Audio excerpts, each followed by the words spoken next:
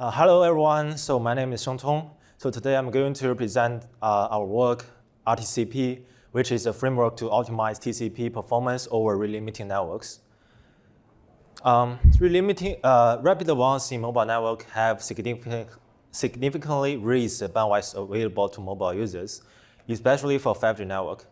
However, there is a catch with most mobile data services called data quota, which specifies the amount of data transfer although at full speed, usually on a monthly basis. Once the quota is exhausted, the subscriber will be limited to a much lower bandwidth. Then it is called rate-limit services. So we sample some rate-limit data plan around the world. These data plans have a prescribed monthly data quota and a stated rate-limit services beyond that. After the data quota is exhausted, the rate limit imposed by the mobile operators are very low, from 2 megabits per second down to as low as 500 kilobits per second. So rate limiting is often implemented by a regulator called token bucket within the mobile operator's network. It has two parameters, token bucket size B and token generation rate of R. So tokens are replenished into the bucket as a fixed rate R. Once the token is exhausted, once the bucket fills to the bucket size B, further generated tokens are discarded. And transmission of a packet consumes tokens in the buckets equal to the packet size. So if the bucket size does not have sufficient tokens to send a packet, that packet will be discarded. So before token exhaustion, it transmit this figure shows the trace data capture and the mobile network relimiting. And before token exhaustion, we can find that it transmits unrestrictedly at high data rate. Once token is used up, the rate is suddenly drops to a lower data rate. So we, together with our service provider collaborator, review a significant problem of relimiting in practice for real-world services. So mobile relimiting can cause the transport protocol to exhibit excessive retransmission.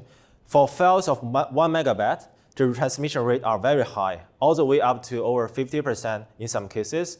Even if we increase the file size to 32 megabytes, the retransmission rate can exceed 10% in some cases, like BBR version 3. So note that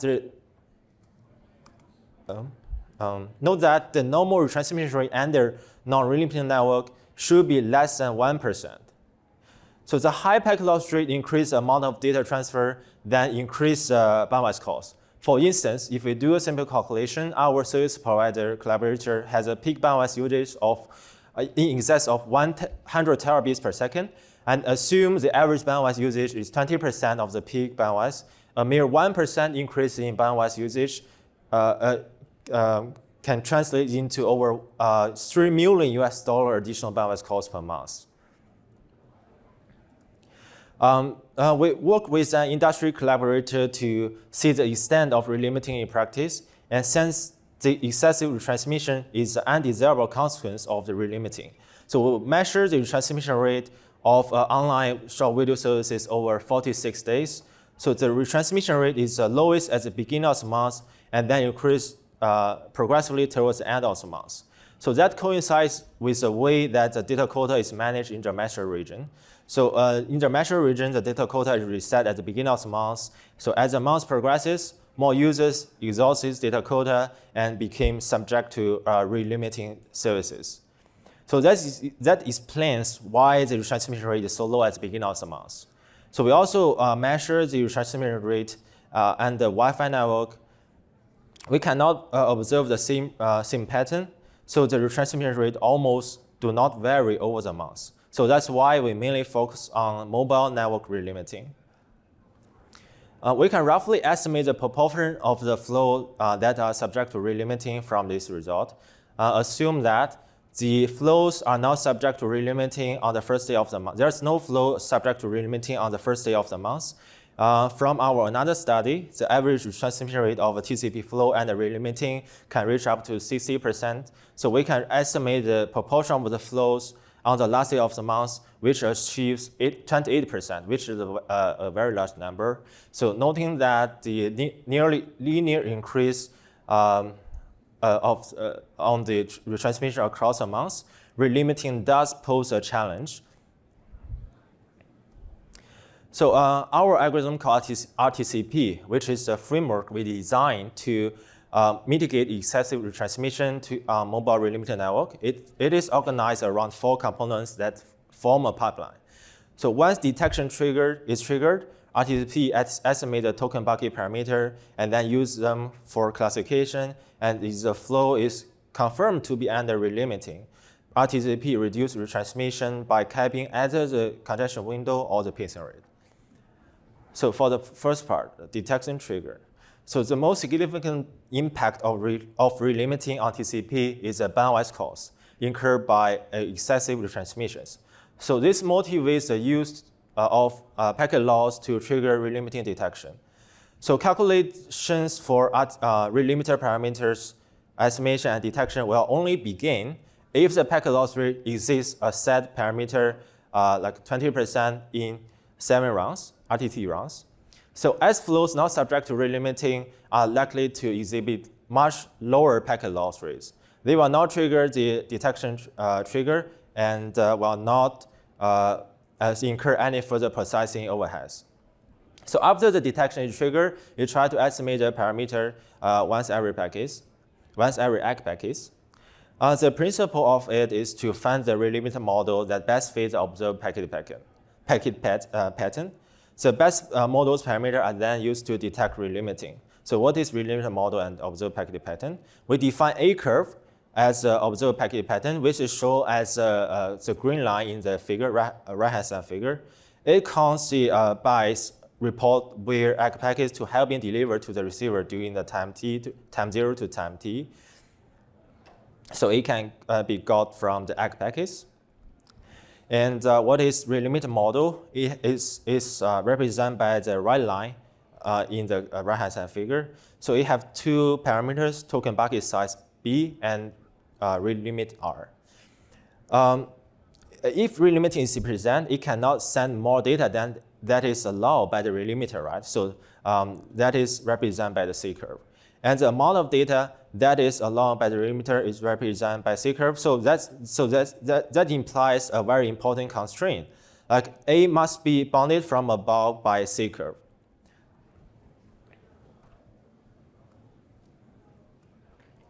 In actual operations, the parameter B and R are not known a priori. So the challenge is to find the best fitting parameters based on the observed A curve.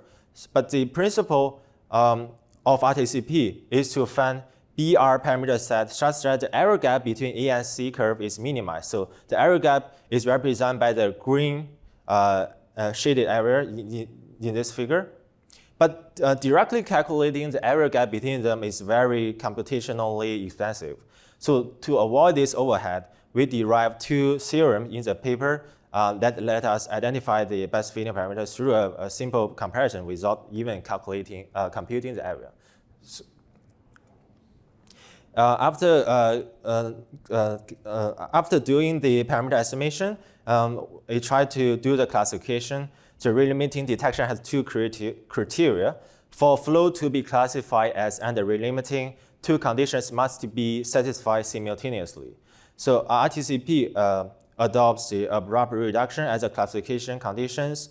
When the accumulated tokens in the token bucket are exhausted, the output rate of the limiter will be clamped immediately to the relimit, that it is shown in the figure.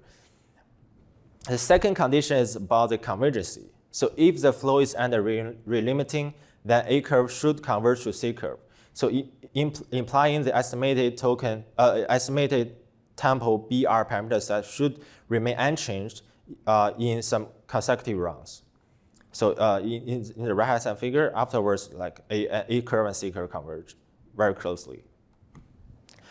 So the goal of detecting relimiting is to mitigate the excessive packet loss without degrading goodput, while the optimization are designed in conjunction with congestion control algorithm employed. So the principle is to regulate the data transmission by limiting sieving or pacing rate. So first congestion control family is called cubic. So to optimize cubic, it constrains the in-flight packets to 1 BDP by capping the congestion window.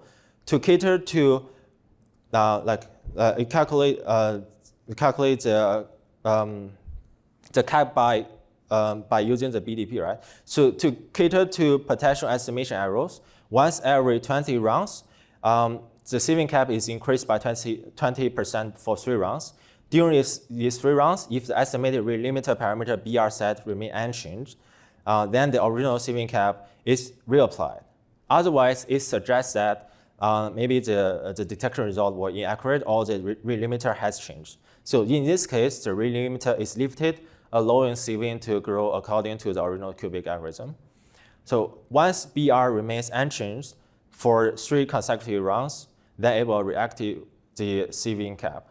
So the cap is based on the BDP.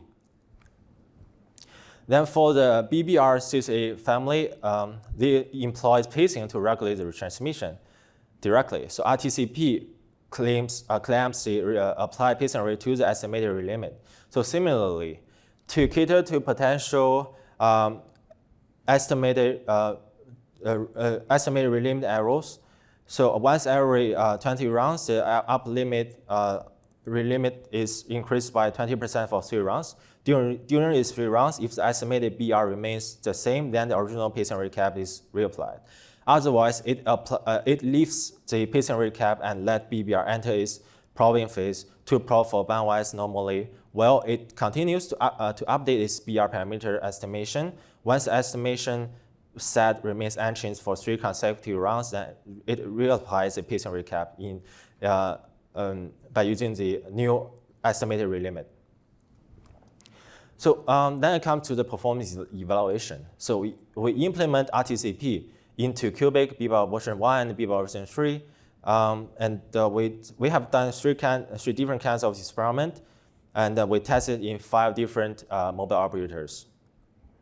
For the first experiment, we tested for single file downloading. So R-TCP can reduce the retransmission rate by up to 80% average over 3 operators for 32 megabyte file size. Note that the reduction in transmission rate are less effective for small file size. Like when we decrease the file size, the reduction becomes less. Because R-TCP takes a certain amount of data transfer to detect relimiting and then perform optimization. So to tackle this limitation, we apply stateful TCP technique to catch the detection result for subsequent flows original from the same client, thus allowing R-TCP to apply optimization right from the beginning. So this enables R-TCP to achieve significant retransmission reduction even for small file sizes. So we conduct an experiment to download 2 files of the same size with 5-second idle time in between. So we only focus on the second connections where stateful optimization can be applied. So compared to the original congestion control algorithm, R-TCP achieves significantly lower retransmission rate by up to 88% in the second connections, as it can apply optimization early on to prevent the initial burst loss due to token bucket exhaustion. So in the second experiment, we investigate the R-TCP performance in dash video streaming. So R-TCP can reduce retransmission rate by up to about 40% without noticeable tradeoff in QoE. And we also observe that their QoE performance vary much more widely in operator 1 and operator 2 than in operator 3. So we conjecture that this is due to the interaction between the congestion control algorithm and the ABR algorithm, between the ABR algorithm and the rate limiter. So which would be an interesting problem for future research. And in the third experiment, we measure the performance by using a real-world short video application, which is a top 10 short video application worldwide. So in each viewing session, we played 60 videos, and for each test, we have 30 viewing sessions. We can find that R-TCP can reduce the retransmission rate by 40% compared to the original BBR version 1, and reduce the retransmission by 60% compared to cubic. And the streaming performance and R-TCP is similar to the original algorithm. One related work called SMBBR, which can also reduce the retransmission rate, but at the expense of lower QoE. So R-TCP not only can be applied to different TCP congestion control algorithm, its reduction in transmission is accomplished without sacrificing streaming performance, both of which are important to our service provider collaborator. So that's all for my presentation. Thank you. Any questions? Thank you.